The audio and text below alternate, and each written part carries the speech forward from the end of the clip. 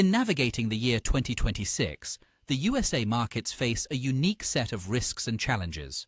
One significant element on the horizon is the Federal Reserve leadership succession. Jerome Powell's term as chair concludes in May 2026.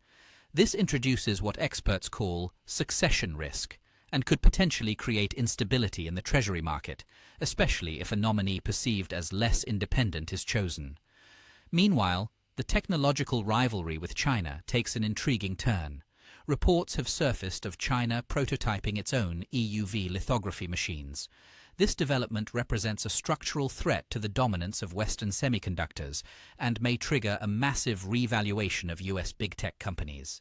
In the geopolitical arena, potential energy supply shocks loom large. Any new naval blockades or stricter sanctions targeting Venezuelan oil aim to curtail flows to China. However, this move risks removing 600,000 barrels per day from the global market, which could lead to inflationary pressures. On the fiscal front, sustainability concerns are becoming increasingly pressing. With the US debt to GDP ratio exceeding 125%, the escalating cost of debt service is limiting the government's ability to address the forecasted economic environment. This environment, often referred to as stagflation-light, is characterized by low growth intertwined with persistent inflation.